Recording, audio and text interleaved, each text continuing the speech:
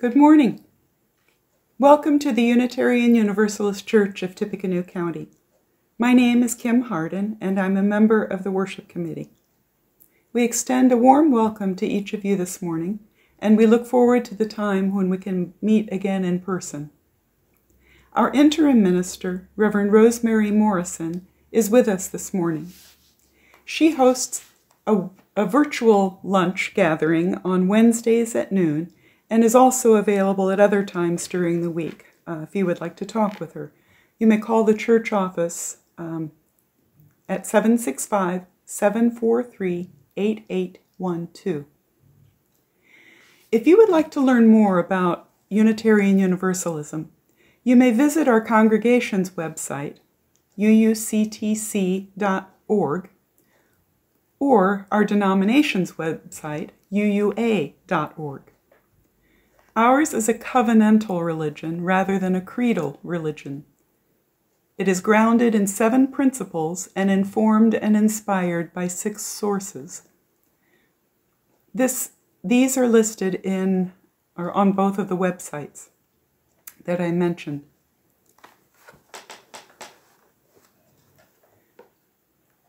Unitarian Universalist congregations affirm and promote 7 principles, which we hold as strong values and moral guides. They're not dogma or doctrine, but rather a guide for those of us who choose to join and participate in Unitarian Universalist religious communities, according to Reverend Barbara Wells, Ten Hove. The principles are: 1. The inherent worth and dignity of every person.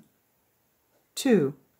Justice, equity, and compassion in human relations. 3.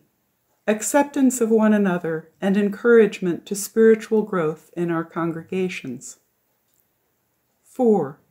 A free and responsible search for truth and meaning. 5.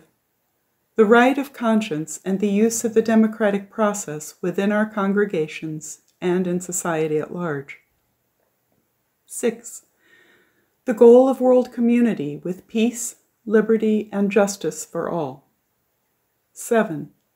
Respect for the interdependent web of all existence, of which we are a part. We live out these principles with a living tradition of wisdom and spirituality, drawn from sources as diverse as science, poetry, scripture, and personal experience. These comprise the 6 sources for inspiration in informing our faith.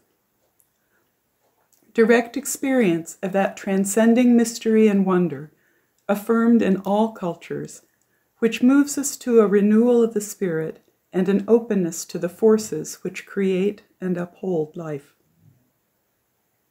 Words and deeds of prophetic women and men, which challenge us to confront powers and structures of evil with justice, compassion, and the transforming power of love. Wisdom from the world's religions, which inspires us in our ethical and spiritual life. Jewish and Christian teachings, which call us to respond to God's love by loving our neighbors as ourselves. Humanist teachings, which counsel us to heed the guidance of reason and the results of science, and warn us against idolatries of the mind and spirit. Spiritual teachings of earth-centered traditions, which celebrate the sacred circle of life and instruct us to live in harmony with the rhythms of nature. These 7 principles and 6 sources of the Unitarian Universalist Association, or UUA, grew out of the grassroots of our tradition, were affirmed democratically, and are part of who we are. There is also work underway throughout the nation and Canada about addressing the possibility of an 8th principle being introduced to address systemic racism and white privilege. In that vein, we have an announcement from our 8th 8th Principle Task Force, which will be hosting a community read, an ongoing series of discussions of the book, Me and White Supremacy, How to Recognize Your Privilege, Combat Racism, and Change the World, by Layla Saad, S-A-A-D, beginning the week of April 1st. Copies of the book are available through your favorite book retailer or local public libraries. Discussion questions will be distributed through a dedicated Facebook discussion board throughout each week, and discussions will be held in a Zoom breakout room each Sunday. If you have questions, please contact Megan Sapp Nelson or Kirsten Reynolds, and you can get their emails in the chat. Get your copy and join us for a thought-provoking and self-reflecting journey. And before we begin our worship, we do have a few additional announcements. Religious exploration for pre-kindergarten through 5th grade is on Sundays, 9 to 9:45. The youth group meets the first Sunday of the month, 4:30 to 5:30 for a general meeting, and their next activity is movie night on Friday, March 19th, from 7 to 9 p.m. For details, please contact Nicole McCabe, our Director of Religious Exploration, at dre@uuctc.org. Our virtual auction, Till We Meet Again, begins March 21st and concludes with a Zoom party on March 27th, Saturday, from 7 to 8 p.m. Amy French will be preparing a dinner, which you may order ahead and pick up before the party. The UUCTC board meets this Tuesday, March 16th at 6:30. It is open to members. Let us enjoy our service. Good morning and welcome to the Unitarian Universalist Church of Tippecanoe County. My name is Reverend Rosemary Morrison, and it is my pleasure to welcome you this morning on this amazingly lovely warm spring day. Well, it is warm to me, even if it might not be warm to you, because you know what? In March, it's usually pretty cold from where I come from. So I have been enjoying the beautiful spring weather. That is one of the things that I have appreciated very much about being in Indiana, is the long shoulder seasons, the long spring and the long fall. That's not something Canada has. We have lots of heat in the summer and lots of cold in the winter, and some very mediocre weather in the winter, but the spring and fall usually happens pretty quickly, and I have absolutely been adoring these beautiful spring days, and I hope you've had a chance to get out as well. I'd like to give you a little bit of a heads up as to what's going to be transpiring during the message part of this service. I would like to invite you to find a piece of paper, like a good sized piece of paper, and something to write on. So something to write on, something to write with. You'll be jotting some things down, more than just a couple of words. So you'll need a fairly substantial piece of paper. Not just like Post-it notes. I don't think that will work very well. So I would also like to add my welcome to Kim's welcome, and I'm so glad that you are with us this morning. Yeah, it's so important to let you know that you are extremely welcome. So often there's barriers to admission to different organizations and churches, and they say, oh, you know, if you're gay, you can't be part of us, or if you're trans, or if you're this or if you're that, or we're not into that kind of thing. Here, you are welcome. Here, you can bring your whole self. Here, you are loved, celebrated, delighted in. It does not matter whom you love. It does not matter how you feel within your body. Are you gender fluid? Are you gender open? Are you gender expansive? It doesn't matter. Because this is the way you are, and the way you are is perfect. You are perfect, just as you are. In your humanity, in your foibles, in your warts and all, you are needed, you are wanted, and you are celebrated.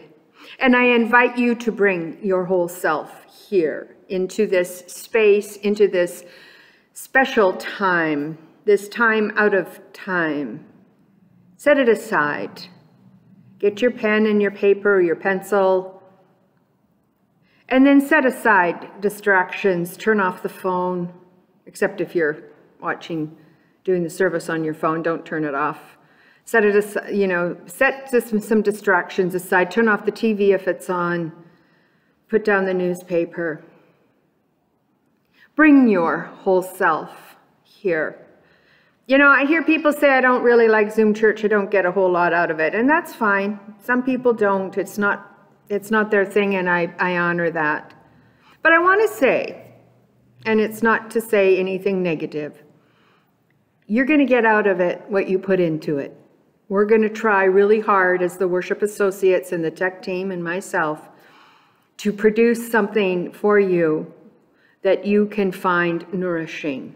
And I invite you to make the most of it that you can. We are here. It is now.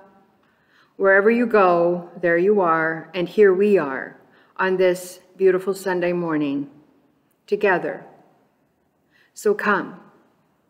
Let us worship together. Our chalice lighting words this morning are from our own Reverend Rosemary Morrison.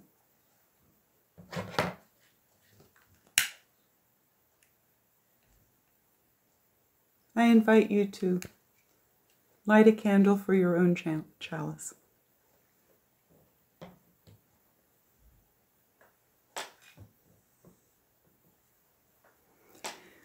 Lighting our chalice, the symbol of our faith, reminds us what we seek is often within our grasp. We are warmed by the light and meaning of our sacred flame.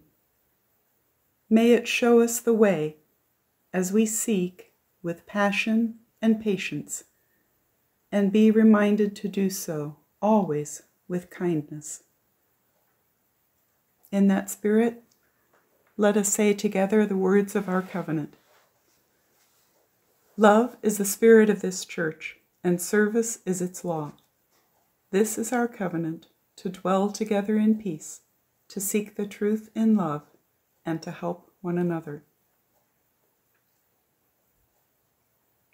Denise Wilson and Michael Lewis will now lead us in singing hymn number 38, Morning Has Broken.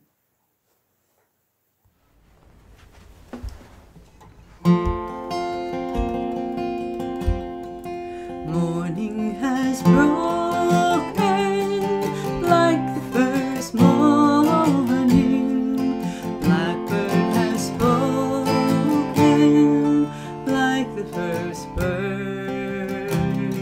Praise for the singing, praise for the morning, praise for them springing fresh from the sweet the rain's dew fall, sunlit from heaven, like the first dew fall on the first grass. Praise for the sweetness of this wet garden, sprung in completeness, where God's feet pass. Mine is the sunlight, mine is the morning, born of the one light, even so plain. Praise with elation, praise every morning, as recreation of the new day. Morning has broken like the first morning. Blackbird has spoken like the first bird. Praise for the sea, praise for the morning, praise for them springing fresh from the world.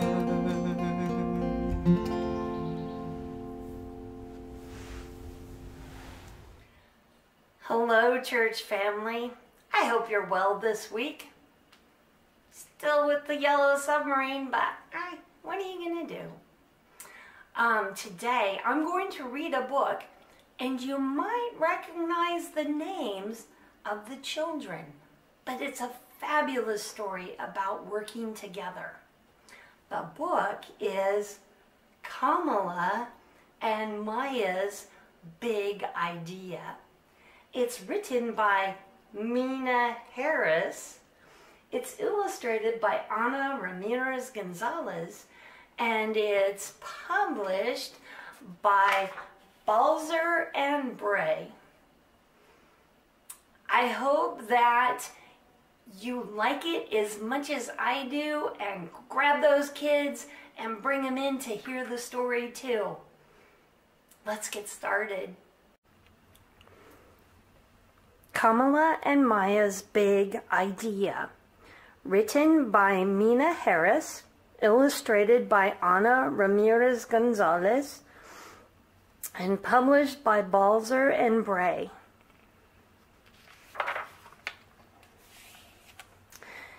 You know what should be out there? Kamala asked her sister Maya. Us?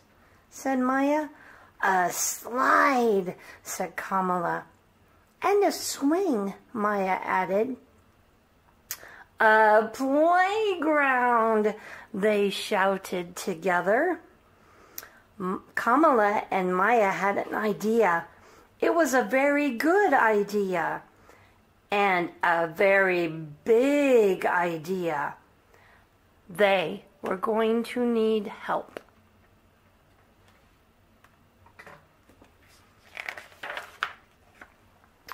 Wouldn't it be great if there was a playground in the courtyard? Maya said. That does sound nice, Mommy agreed. How can we make that happen? Kamala asked.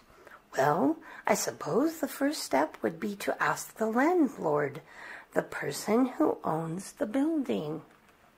So Kamala wrote a letter and Maya drew a picture, and they went to see the landlord to discuss their idea.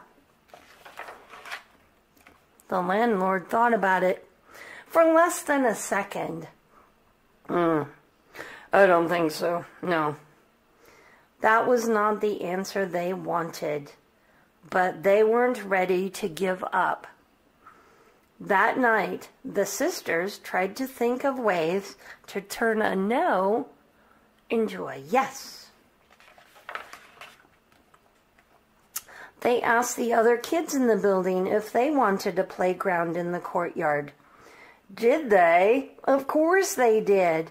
And they had ideas too. Let's have a teeter-totter and a basketball hoop and flowers. So Kamala wrote a longer letter, and they went to see the landlord together. Dear landlord, right now the courtyard of our building is empty and no one uses it. If there were swings, kids could fly high. If there was a sandbox, kids could build. If there was a slide, kids could go so far, so fast. Can you build it, please? The landlord thought about it for less than 5 seconds. A project this big is expensive. We don't have the money for that. Do your parents know you're here? That was not the answer they wanted, but Kamala was not ready to give up. If we ask our parents and do it all ourselves, can we fix up the courtyard? The landlord thought about that for a whole 10 seconds. Finally, he shrugged. If you can do it yourselves, sure. That wasn't exactly the answer they wanted, but it was a start. The kids all spoke to their parents about their ideas for the courtyard. They hung up posters and knocked on neighbors' doors. But they got the same answers from everyone. I'm sorry. Wow, that is a big job. I wish I could help. Which they knew meant no, no, no. But then Mr. Green stopped to talk. I work construction, and I can maybe get some scrap lumber and some sand for a sandbox. Really? Kamala said. Yes, exclaimed Maya. Okay, I'll try.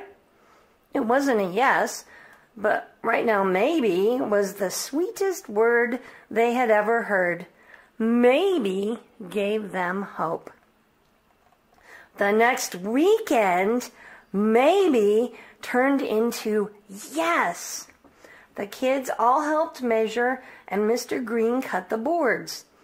Then they sanded and hammered and sanded some more. Then came the actual sand. They were all thanking Mr. Green when Ms. Lopez stopped to talk. I work at a garage. Maybe they have an extra tire for a teeter-totter. Another maybe.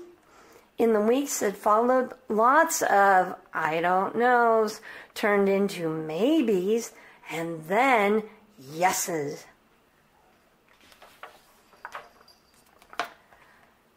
No one could do everything, but everyone could do something. Kamala and Maya wanted everyone to celebrate the new playground, so they made another big poster inviting their neighbors to a potluck party.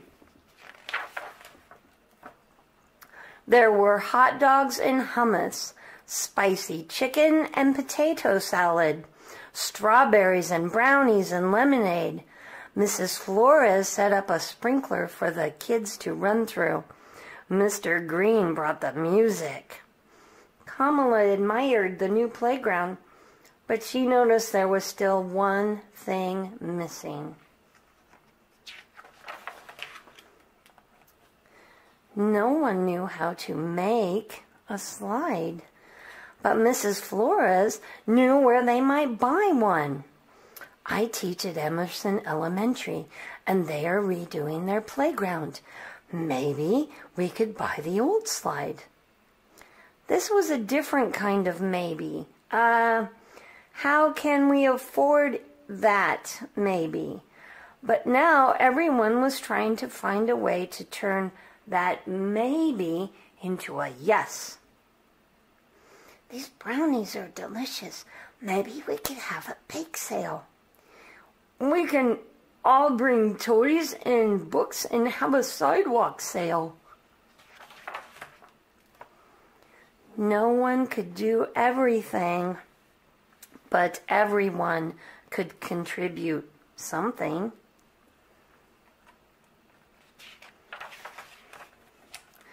When the slide arrived at last, Maya and Kamala got the first ride. The landlord was impressed. I want to shake your hands, girls, he said. You did a good job. You all did a good job. Kamala and Maya had an idea. It was a very good idea and a very big idea. And with a lot of help, they made it happen.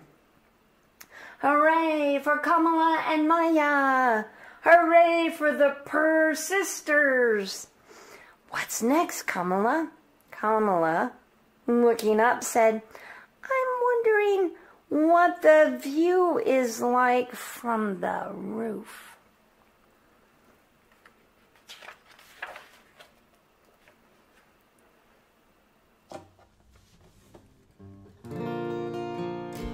This is That's the Way These Things Go by Carrie Newcomer.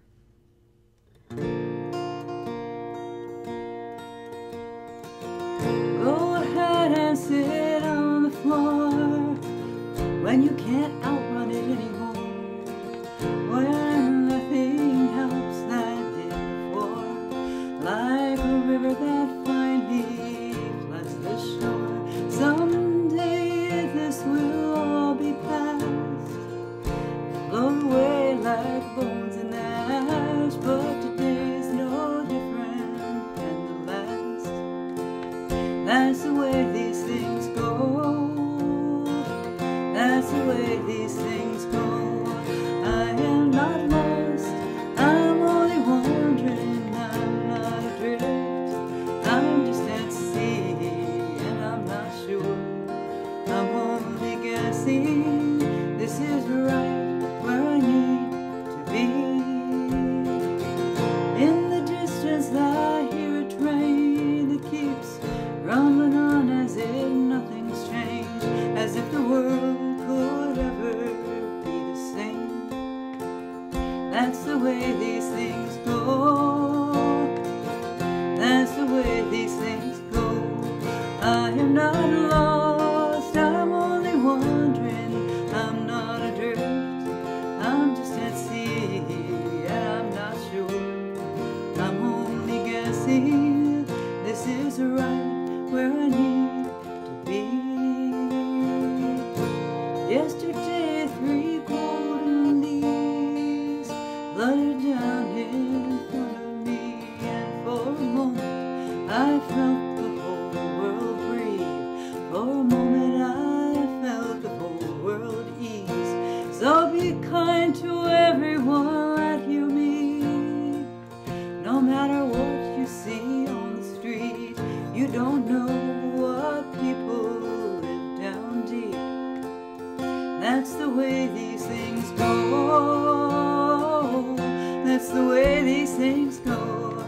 I am not lost, I'm only wandering, I'm not adrift, I'm just at sea, and I'm not sure, I'm only guessing this is right where I need to be.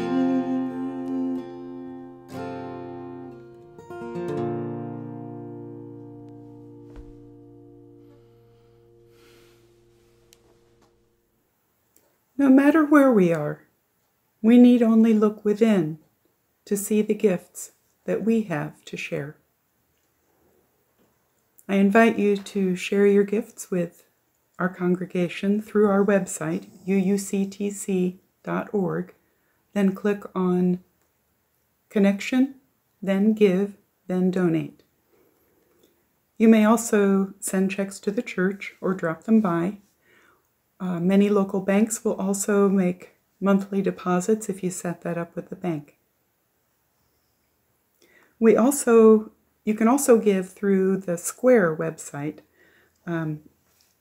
This will allow you to give both to our congregation and to our Change for Change recipient. For March and April, this is the Good Samaritan program at Lafayette Urban Ministry, or LUM. They have provided a video for us to learn more about that program.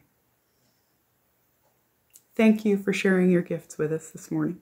Dominique is a single mom who has hit a financial rough spot and has to decide if she's going to pay for rent or utilities this month. The Good Samaritan program of Lafayette Urban Ministry exists to provide a strong and reliable safety net to our neighbors like Dominique. The program offers emergency financial help to families and children who are most in need in our community. Through the LUM Good Samaritan program, emergency help is available for utility bills, rent, and prescription medications. Payment is always made to a third party, not to individuals. Trained volunteer assistants help administer the program every morning, Monday through Friday. Oftentimes, families need just a bit of help to get through a financial rough spot. Over the past decades, the LAM Good Samaritan program has given a helping hand to thousands of families facing difficult financial situations. The LAM Good Samaritan program is one of the many ways LAM gives back the future, the hope, and the self-respect all God's children need and deserve.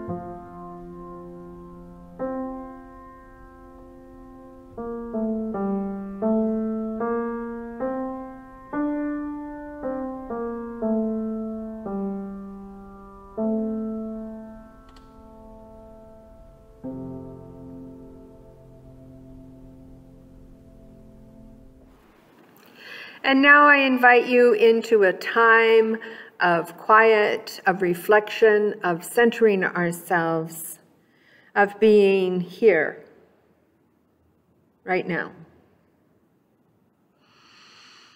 Take a couple of deep breaths. Notice how your body expands to let in life-giving air and then contracts to let go of what you no longer need. Focus in on your breath. Notice your feet on the floor, your body on the chair or the couch or the floor. Feel supported in this time and in this place.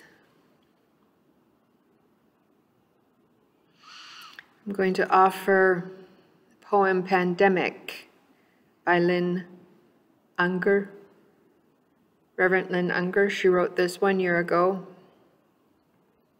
And then after a short time of silence, we will move into our meditation hymn. May we be filled, may I be filled, may you be filled, may we be filled with loving kindness, sung by Jess Huteman. My gratitude to the musicians that have given of their time and talent so generously for us to use. Just a couple more breaths. Try to center ourselves. I offer you Pandemic What if you thought of it as the Jews consider the Sabbath, the most sacred of times? Cease from travel, cease from buying and selling. Give up just for now on trying to make the world different than it is. Sing, pray, touch only those to whom you commit your life.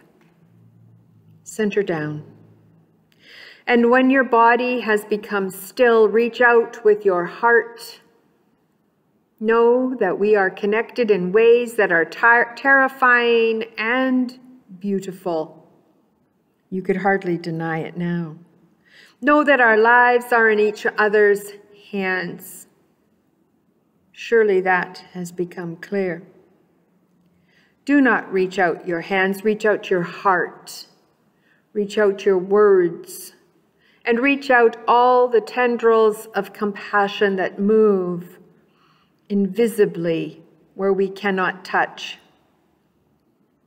Promise this world your love, for better or for worse, in sickness and in health, as long as we shall all live. And now just a few moments of silence.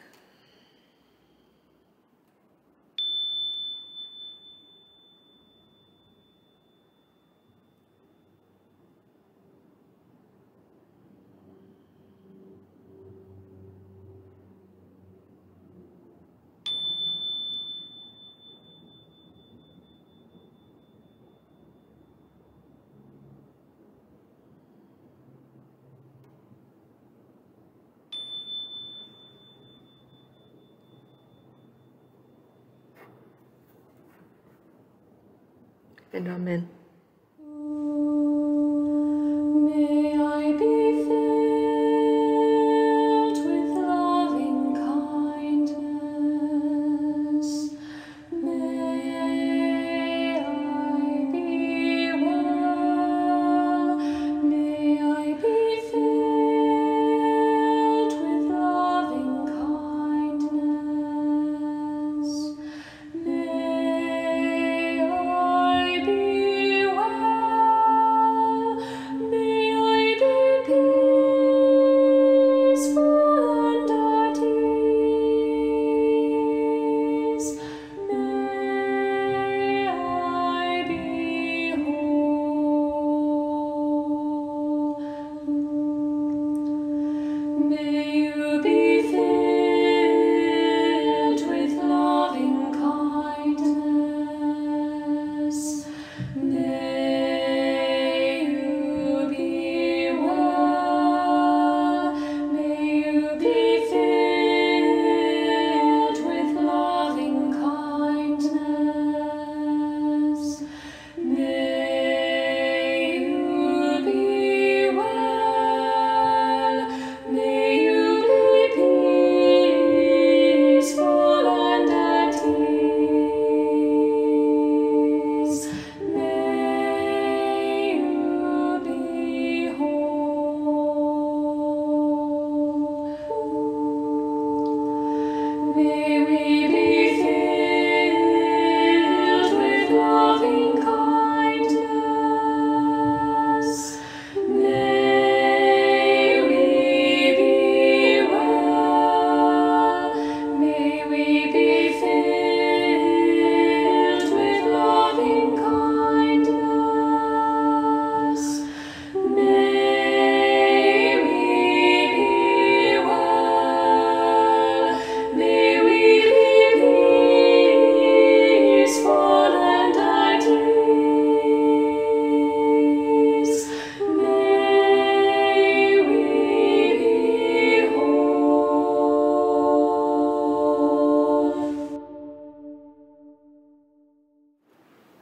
So here we are. This week marks the 1-year anniversary of the closing of our church doors. Lynn Unger's poem reminds us of the uncertainty of our lives at that time. What was it going to be like? Do we need to disinfect all the groceries? Oh my goodness. How do we follow the trail of COVID germs that the little hands have traced throughout the house? We meant to catch them before they ran in. The children born during this time are, my daughter and I call them COVID babies.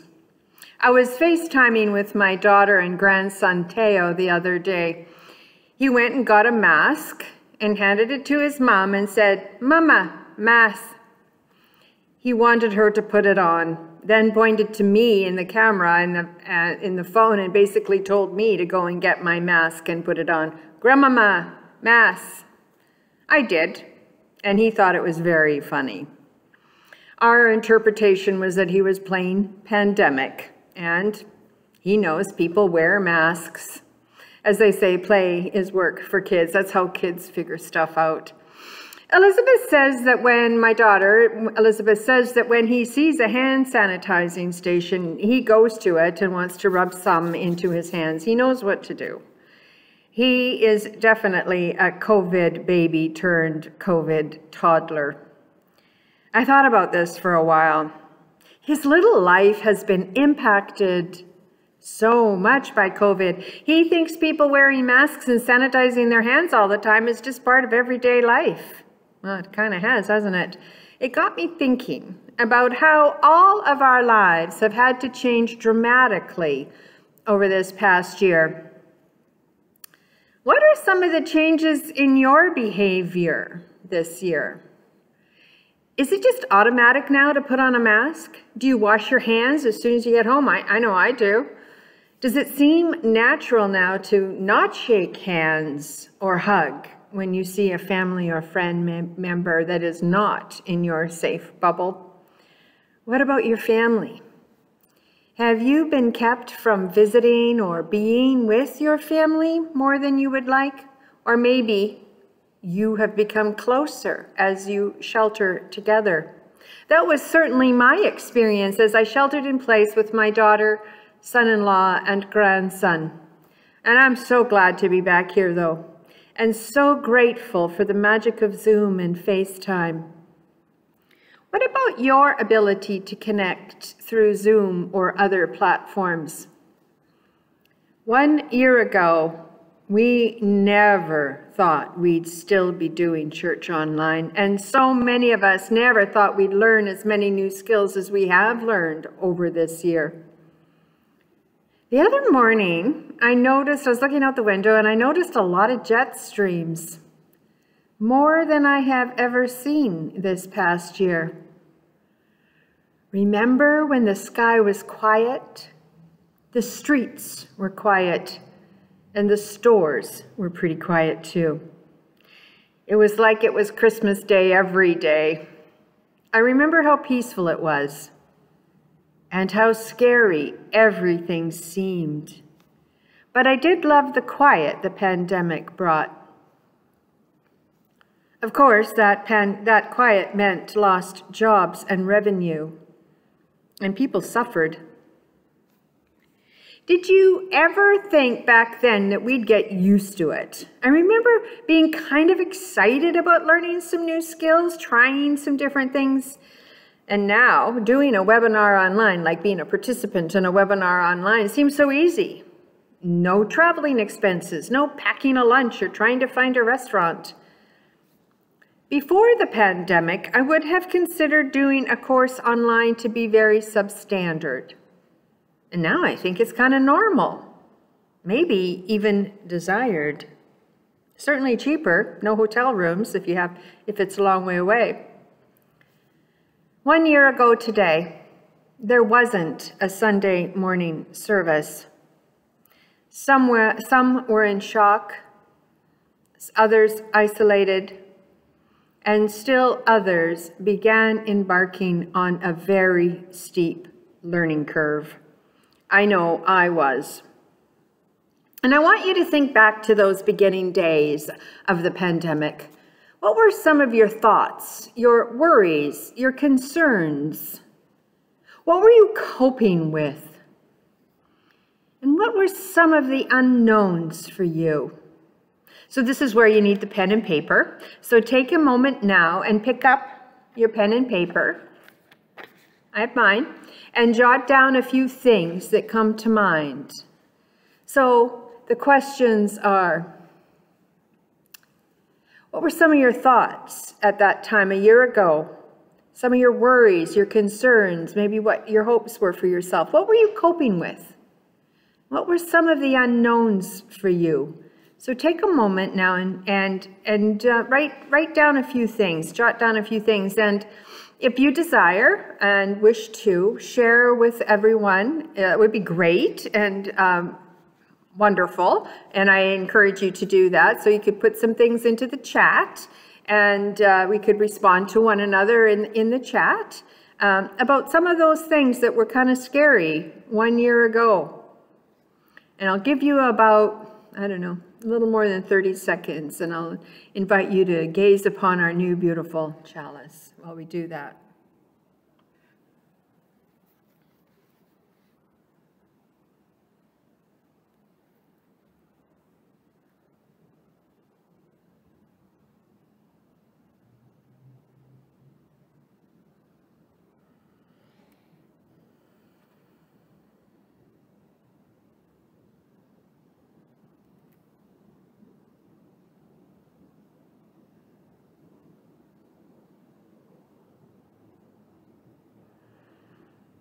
Did you get some things down? Now, think about all that you have learned over the past 12 months. What are some new skills you have mastered? In what ways have you adapted to this pandemic? What is something you never thought in a million years you'd be doing? I'll give you another minute or so to write something down on your paper or in the chat.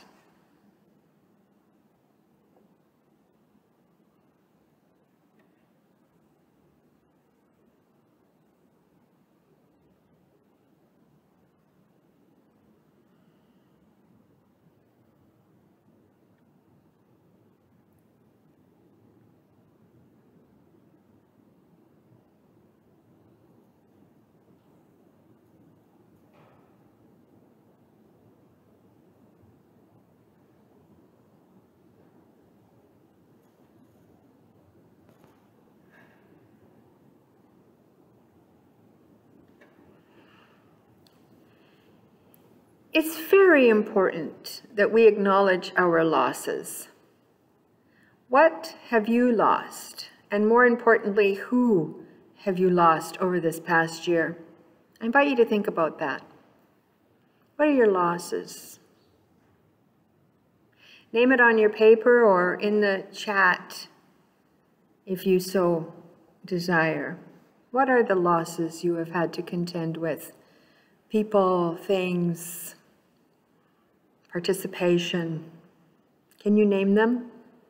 Either on your paper or in the chat, or both.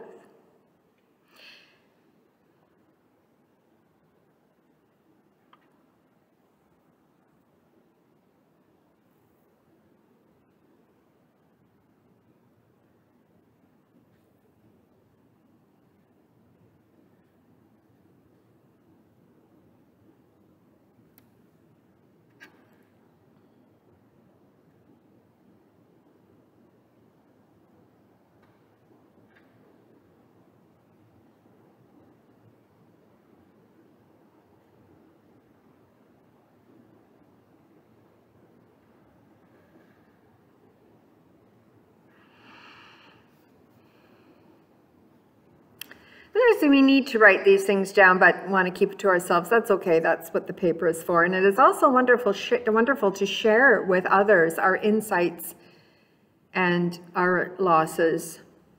People need to hear what we've been going through. And it's important for us to share, to become vulnerable. Remember, that's how we build resilience, by allowing ourselves to become vulnerable with one another. And now I invite you into thinking about what it is that you have gained. I encourage you to think about the gains in your life brought on by this pandemic. Are there any? Are some of your relationships improved because you've been stuck with one another? Maybe you've gained a new and improved understanding of your capabilities. What are some of the other things that you can think of that you've gained, that ways in which your life has improved over this past year, even with a pandemic? Personally, I'm loving the click list that that others do my shopping for me. I love that and may continue even after the pandemic is over. So what are some of the things that you have gained or new knowledge that you have found to be life-giving? And I invite you to put them into the chat or on your paper, whichever you wish, or both. And remember to respond to one another if you so choose to give encouragement. And I'll let you gaze upon our beautiful chalice again for 30 seconds or so.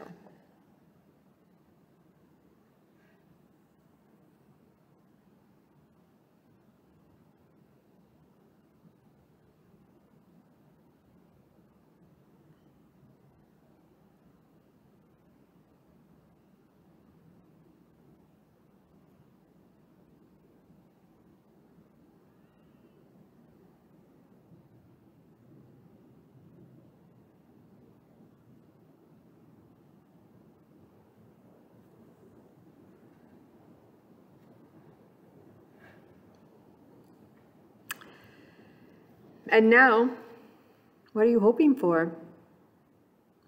What are you looking forward to as the vaccines are rolled out and the numbers are beginning to tumble? Not only that, in what ways are you forever changed? What has given you hope?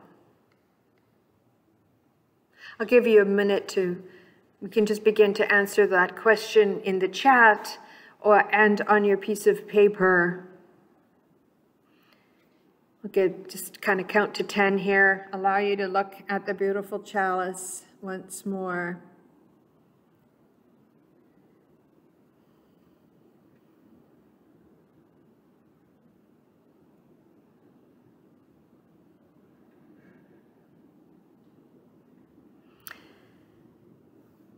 I would like to acknowledge my gratitude to all of those involved in the technology end of getting online church up and running.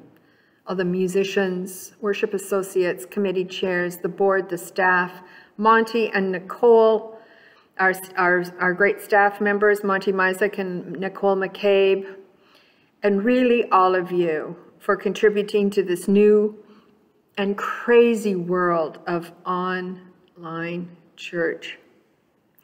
Thank you to those that are keeping us connected, checking in on folks, like that buddy system that Kim Smith started a while ago. The list is very long. I am grateful to. What are you grateful for? Or who are you especially grateful for? Maybe it's a thing that you're grateful for, or maybe it's a person that has stepped up in your life. And once more, I invite you to pick up your pen or your pen and paper and write down some words of gratitude and pop whatever you would like to in the chat. And I'll give you a moment.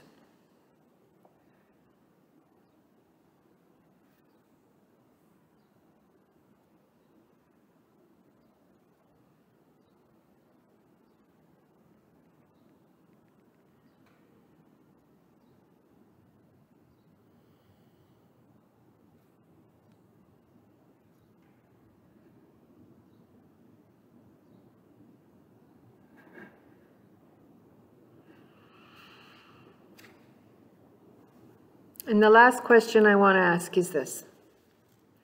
In what ways have you learned to love? Has your heart opened in compassion as the fact that so many people living in poverty it's been worse for them, and this has been illuminated during the pandemic? Have you realized that your love for your family is so much more than you ever imagined? And you understand now that they are way more important to you than you ever thought. Or maybe you are remembering a lost friend that you love dearly and have connected with them. That is something that I have done over this past year.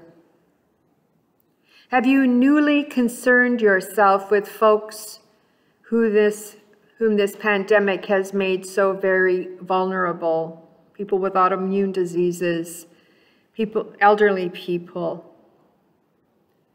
Has your capacity, your heart grown? And if so, in what ways?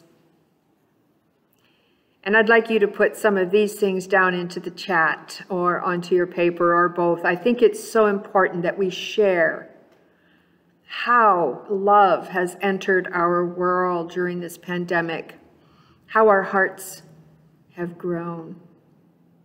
And I'll give you another 30 seconds or so as you gaze upon once more, and for the last time, our beautiful chalice.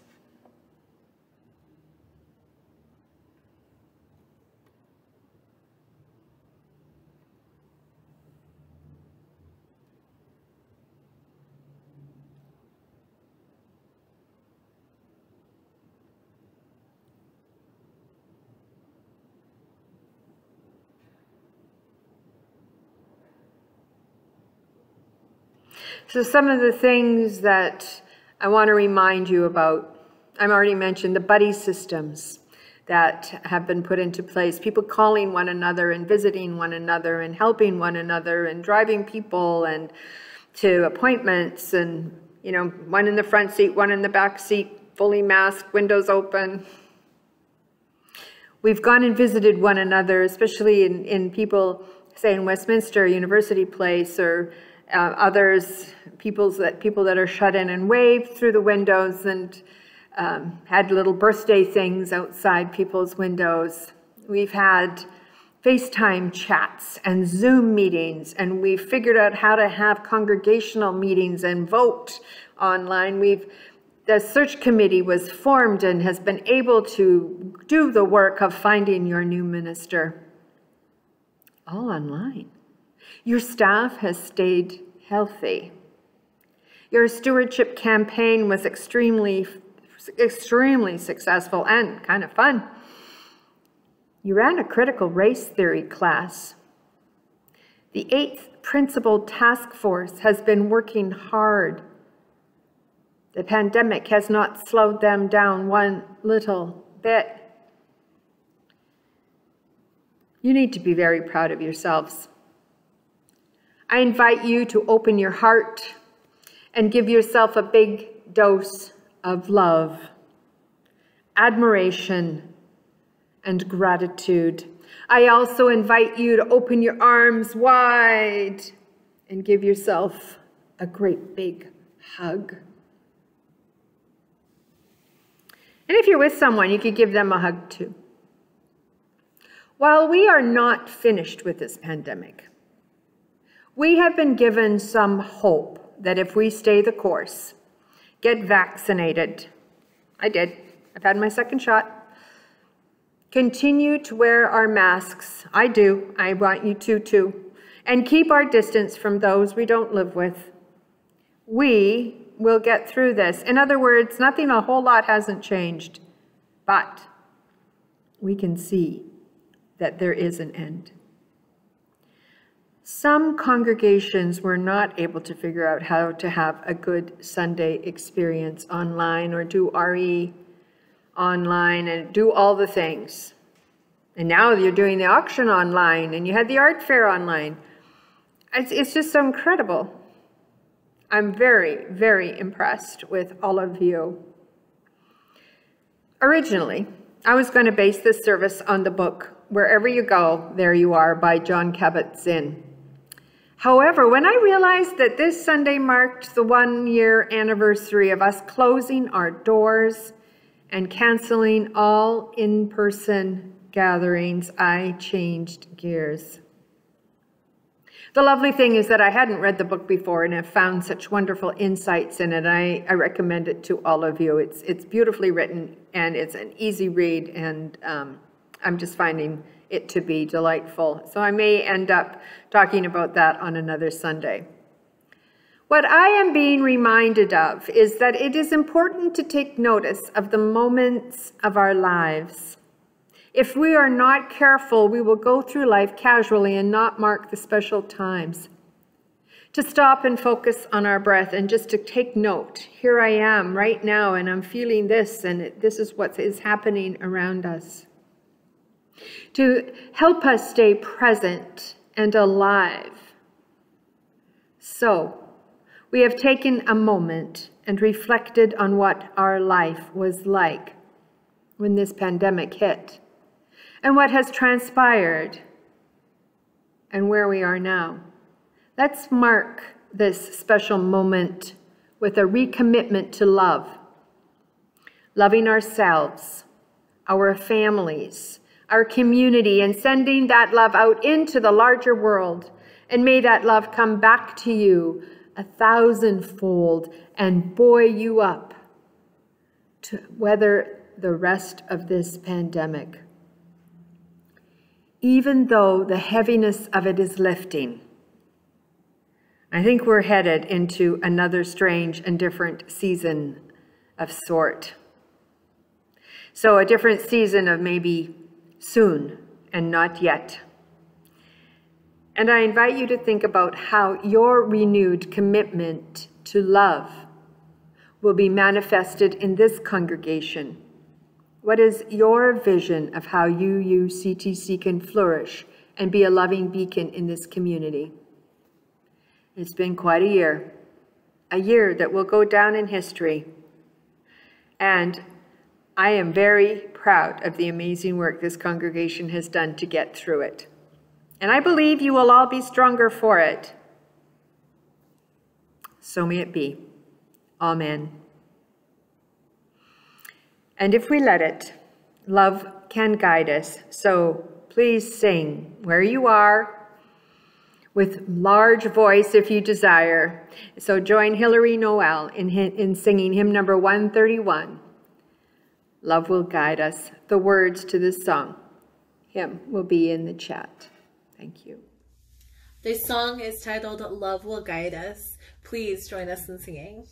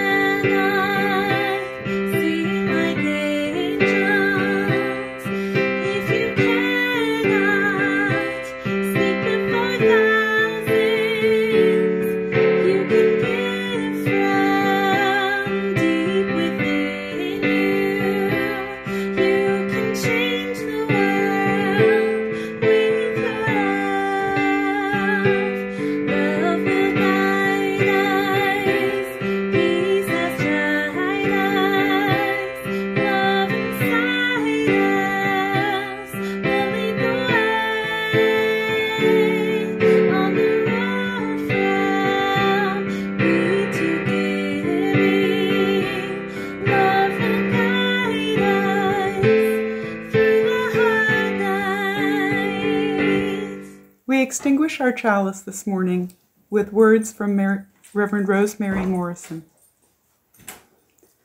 As the light of our chalice is extinguished, may we be reminded to take ourselves lightly. May we often be aware of the present moment, remembering to catch our breath, and to be aware of the great and wonderful presence of love.